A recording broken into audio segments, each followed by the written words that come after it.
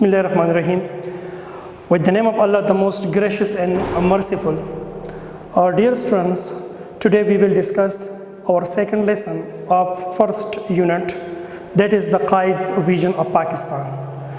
It is also a speech, but not a religious one. Rather, it is a political speech which was delivered by our great leader, Qaid-e-Azam, Muhammad Ali Jinnah. And in this speech, he summarized all his struggles for the achievement of separate homeland for the Muslim of subcontinent. He mentioned that why we needed a separate country and what made us think to achieve a separate state for the Muslim subcontinent. So all these things are mentioned there in his speech. It is a very significant and historical speech. First, we will come to know that when and where this speech was delivered. So dear student, this speech was delivered on 11th August 1947, and it was the inaugural session of the Constituent Assembly. ये एक दस्तूरसाज assembly का एक इफ्तिताही session था, एक इफ्तिताही तकरीब थी, and all the leaders gathered there in order to congratulate Qaid-e-Azam, who was nominated as a first Governor General of the newborn country Pakistan. And all these things, all these events, they were arranged in Karachi. So important points of the lesson we just mentioned here, and all these things you will also see in the questions which are asked at the end. First of all, Qaid-e-Azam Muhammad Ali Jinnah, he talks about the functions of the Constituent Assembly. एक दस्तूरसाज assembly तश्कील दी गई थी और उसके कुछ फ़राइज़ या कुछ उमूर उनको जो सरंजाम देने थे उनके बारे में बात करते हैं.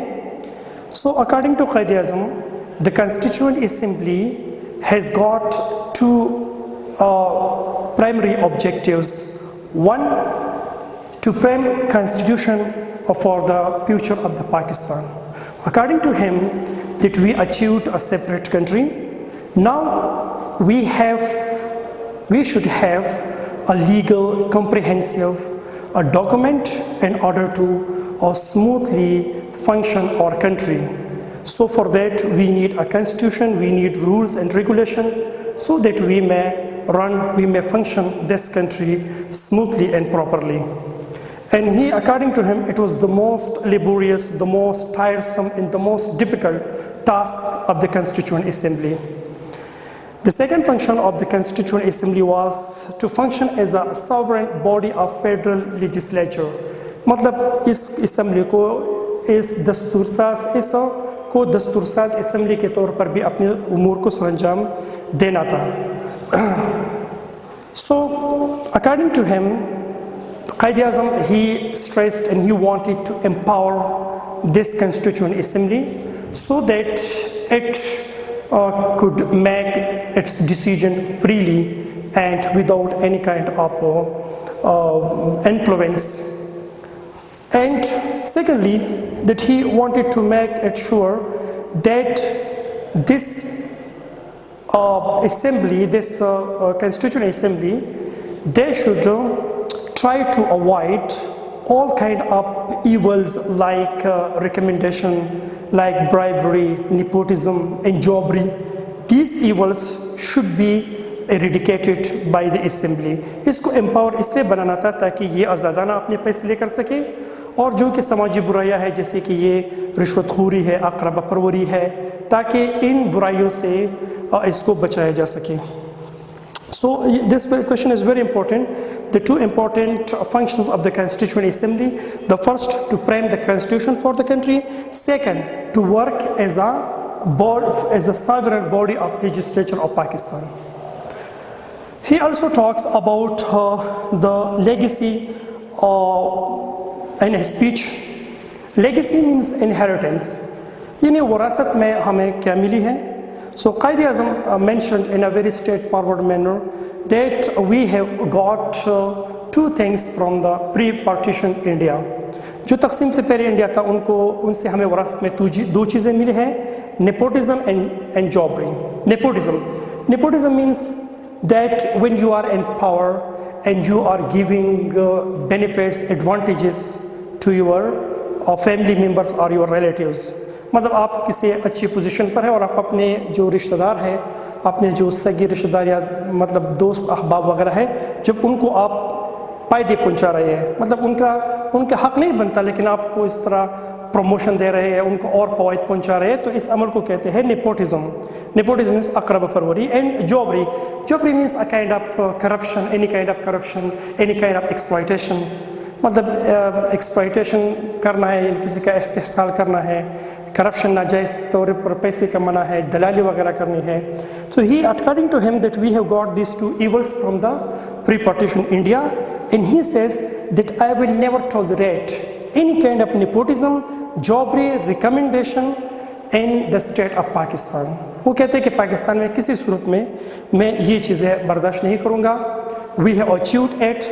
So there should be proper rules and laws and proper rights for all the citizens of the state. Further, he talks about the division of India, that why we achieved, why we needed to achieve this country, and also talks about the minorities.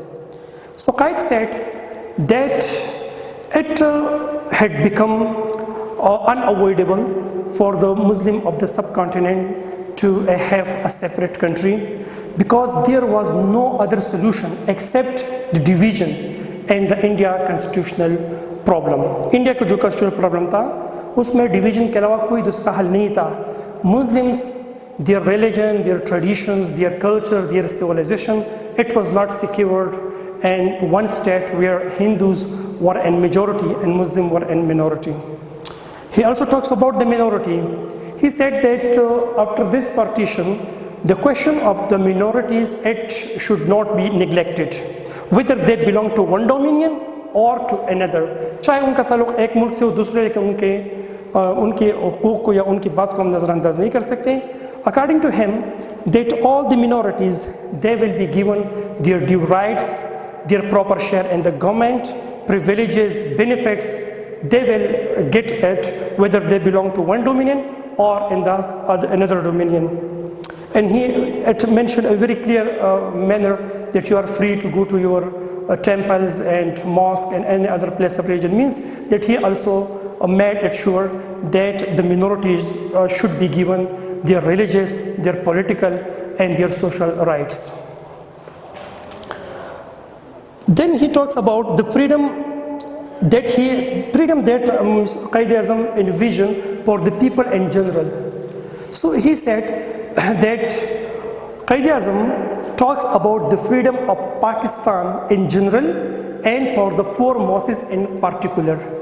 He said that all the people, whether they belong to the upper class or to the lower class, whether they belong to a high social status or lower social status, so they will be given equal rights, equal privileges and equal benefits in the state of Pakistan.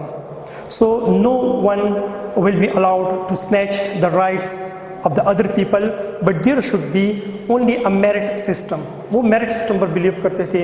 ऐसा नहीं कि एक बंदा high status से belong करता है तो उसको अच्छी मरात और low status को ऐसी कोई बात नहीं थी. Or the most important thing that he mentioned in his speech in the last portion, that Hindu would cease to be Hindu and Muslim would cease to be Muslim. यानी एक ऐसा state जिसमें मुसलमान मुसलमान नहीं रहेगा और हिंदू हिंदू नहीं रहेगा. So he is not atheist. It is not an atheistic view. ये एक atheistic view नहीं है कि मतलब कि मज़हब के खिलाफ नहीं है. Rather it is a political theory. ये तो एक political ideology है, एक political theory है. He mentioned very clearly that now all the Muslim and the Hindus or the other minorities like Sikhs, they should now stop their past grudges. मज़े के जो दावत है या जो कि कीने हैं उनको भूलना चाहिए, and they should work just for the development of this country. And all the people, they will get equal, they will be given equal rights, equal privileges, equal opportunities regardless of their religion and regardless of their status, यानी उनके status को, उनके religion को हट के उनको एक जैसे हुकूक दिए जाएंगे. मतलब that the Muslim and the Hindus, they will be treated equally in the state of Pakistan. So the Qaid-e-Azam, he also believed on equality, and he talks about the entire situation, that how we achieved this country and why we achieved this country.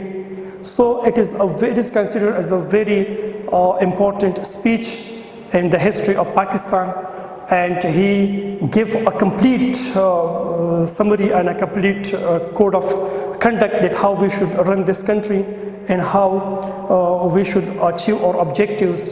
So it was a very important speech in the Pakistani history point of view. Thank you very much, and inshallah in next lecture we will discuss the exercise and other things. Thank you very much.